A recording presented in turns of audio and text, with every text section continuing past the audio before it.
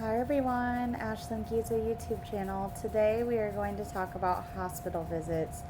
And the reason why I want to talk about hospital visits is because I'm in and out of the hospital a lot. So I, and if you've been following my YouTube channel for a while, you'll know that I'm a cancer survivor. So I want to discuss this because it's important that everybody gets good care when they're in the clinic, a hospital, wherever you're at. You need to get the best care that you deserve.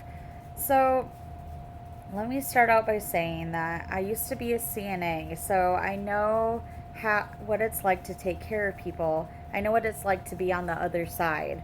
And I have uncles that were doctors. They're retired now. I have one uncle that's still a doctor now. So I know a lot about the medical field and bedside manners and the way people should be treated. Um, but let me talk about a couple hospital visits I've had. So, um, one time I went to a clinic, and it was a clinic for um, people who are older in their pregnancy. So, if they're like I would say 30 and above, this is a clinic for people who are pregnant and they're older. So, I had to go see this specialist just because of my age to make sure everything was going well in my pregnancy because I was 35 when I was pregnant, and I'll be 36 in October, so they wanted to make sure that everything was going good because as most of you know, if you're older and you're pregnant, things can be more complicated than when you're younger. So this lady um, answered the door, and I had a bag with my snacks in it because I have hypoglycemia, which I talk about that in one of my previous videos, called hypoglycemic. And I had my purse, which is pretty big because I have a lot of medication that I have to take with me everywhere because of my health issues. And this lady that came to the door to talk to me and my husband looked at both of my bags and asked why I was carrying those. She goes, "Why are you carrying those?" And then my husband goes, "Because she has to have snacks because she has a diabetic issue. She's hypoglycemic too." So I mean, and then the lady said, "So I have to carry that?" And she looked down at my purse, and me and my husband were kind of just looking at each other like, "Wow, like first of all, like you're treating a pregnant woman terrible, and second of all, you're just I mean, you're a nurse and you're supposed to be kind and caring and compassionate, and she was none of those." We were thinking about reporting her, but we didn't. We probably should have because now, somebody else is probably going to be treated the way we were. Um, okay, another visit that I had was at the ER and in the hospital, and I went there because my wrist, this one, was killing me, and I had no clue why. I thought I broke it maybe or sprung it or something. That's how irritating and hurt, painful and stuff it was. So I went to the ER, and they said they thought it was tendonitis and to wait a week or two and then come back if it's still feeling the same or worse. So I waited. I came back just like they told me to do. And when I came back, the same doctor that I had that told me to wait and come back if I still had pain just came in the room, looked at my arm, like she picked up my arm and she was kind of looking at it like this, kind of turning my arm around and looking at it. She goes, "I'm telling you, it's just tendonitis. I mean, there's nothing we can do for that. All you have to do is just take over the counter pain medication, and you kind of just have to wait." And I'm like, "So that's it? You're not going to take an x ray of my arm, my forearm, or let me talk to another doctor or anything like that?" Because I mean, I've waited 2 weeks, and this is still painful. The pain's not going away. She goes, "No. I know what it is. It's tendonitis. I'm not doing any x-ray when I know that it's just tendonitis, and there is no other doctor that you can talk to. There's just me." And so, and I'm not lying, that's exactly what she said. My husband was there. I have witnesses. And so I called the hospital, and yeah, sure enough, I reported this lady and I said exactly what she said to me. And the one of the head people at the hospital was very concerned about the way she handled that and was wondering why she was telling me that there was nobody else on call when, because there was. The higher up person that I was talking to said there was. And of course there was. I mean, there's not just one doctor in the emergency room hospital. And she couldn't believe that she didn't do an x-ray or take a further look at my arm. And so I think that lady got fired because I don't see her anymore. And that's not what I wanted to happen. But I mean, again, when me and my husband didn't report that last lady when we should have, now, at least if that lady is fired, um, because I don't see her anymore at that place that I go to, if she is, then no one will be treated like that by her anymore. But so the same incident, my arm was still hurting. So I got my doctor to send me to the specialist that specializes with like casting your arm and broken arms and stuff like that. So I got x-rays on my arm, and I got different I got like they hooked me up to this machine and did like a nerve test to see if my something it was something with my nerves or whatever. And they found out that I had no broken bones, no like torn muscle, anything like that, but I had ulnar pigment syndrome.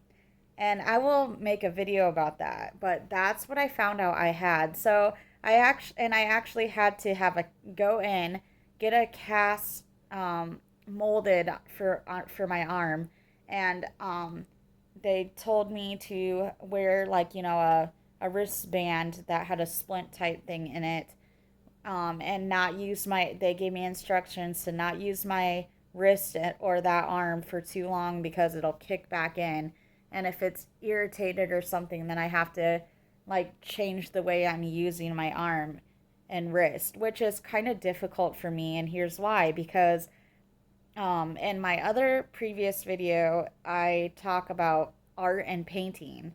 And the reason why is because I'm an artist, so I paint a lot. And when you're doing certain brush strokes and stuff like that, there's only, I mean, when you're painting, essentially your wrist is always rotating. And so, and making sways and stuff. So, I mean, you can't, when you're painting, you can't really have your you can't hold your wrist stiff. So that was really difficult for me to do. So basically I had to stop painting for a while. And it does kick in sometimes when I do start painting a whole lot again. When I paint, but painting like one painting, get it done, and then start another painting and get that done when I paint back to back to back. So that lady diagnosed me 100% wrong, and so I am pretty sure I'm not 100%, but I'm close to 100%, pretty close, like 80% or something like that tells me that she did get fired because I don't see her, and that she could be in. I mean, I just can't imagine how she couldn't be in trouble for something like that, misdiagnosing me and not doing an X-ray, doing further assessment on my wrist slash forearm. So yeah, that's another one. Here's another one.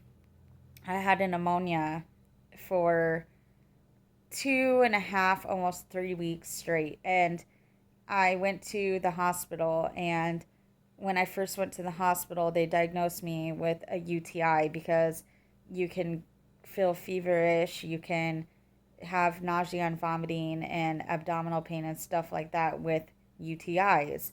And so they just tested my urine and they said, you know, we got a dirty catch, so, you know, it didn't really say that you had a UTI, but you did have some skin cells in your urine, so we're thinking it's a UTI.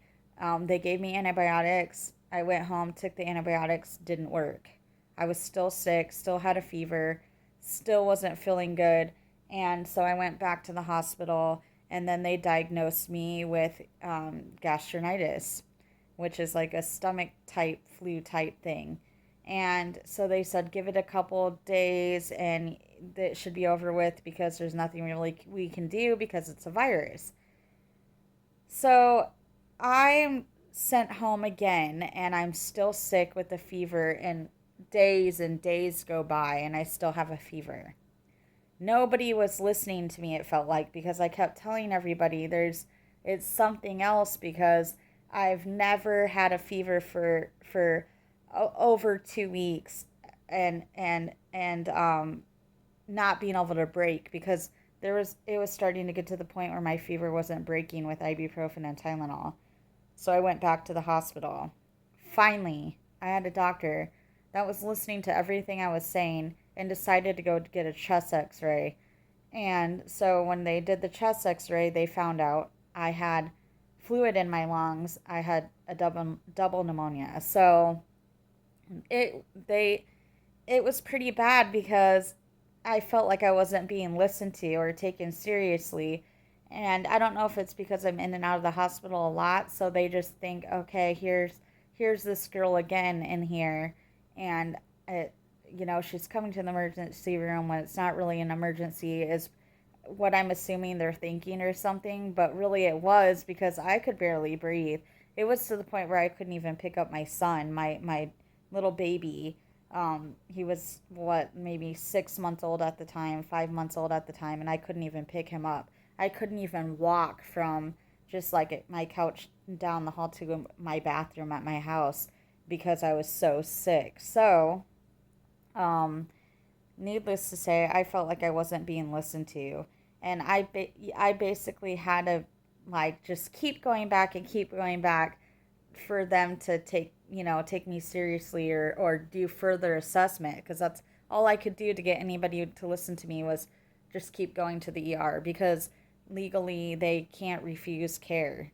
So, um, I, I, there, and then like some during those visits that I had when I kept going back to try to figure out what this was when I was trying to find out about that pneumonia and everything.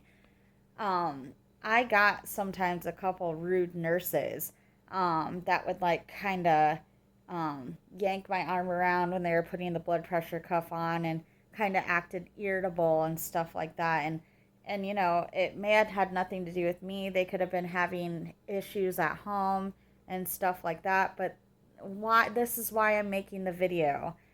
Um, if you are a healthcare provider and you're getting impatient with people and you're kind of, jerking their arm around a little bit, or making kind of rude comments, and just being rude period to somebody and not really listening to what they're saying and stuff, you probably shouldn't be in the medical field, because the medical field requires compassion, um, caring and listening and patience. If you don't have any of those, you shouldn't be in the medical field. So I've had just a lot of doctor visits like that where doctors and nurses won't listen. They're not sensitive or caring, and they've there's even certain things that they've done that are illegal. I mean, so I wanted to get on here and talk about those couple stories, and I have a lot more, but I just don't. The video is long already, and you guys get the point. But I mean, I just feel that more people need to be vocal about um, nurses and doctors and stuff like that, because then that way, um, it they can fix things if it's being talked about, if healthcare is being talked about and people out there are a voice and speak up and talk about their experiences in hospitals and clinics and stuff like that. Now, I'm not putting nurses and doctors down because I was a CNA. My uncles were doctors, and I have one that's still a doctor. And I had plenty of aunts and uncles that were CNAs too. So I'm not putting the medical field down. I'm just saying that I'm being a voice for people and letting people know that there's still people out there that aren't being treated right, and we all need to get together and have a voice on this because it's if you're in and out of the hospital like I am and in and out of the clinics like I am, you'll know what I'm talking about, and it needs to be fixed because someday us younger people, we're going to be the ones in the wheelchair and having younger people taking care of us, and we need all this to change. So then that way everyone's being good, like being really good taken care of. So I don't know. I just wanted to share my stories and be a voice for the people who can't talk about this and stuff like that, and also have you guys share clinic or hospital visits that you've had that haven't been so good. And I just want people to get their opinions and voices out there so things can start changing because um, it is a really hard thing to be a nurse or a doctor because you know it, it requires a lot of patience when somebody's really really sick and not feeling good and they're calling out for help, and there's only so much you can do because you're short staffed, or you already gave them pain medication and you can't give them another dose for another hour or two.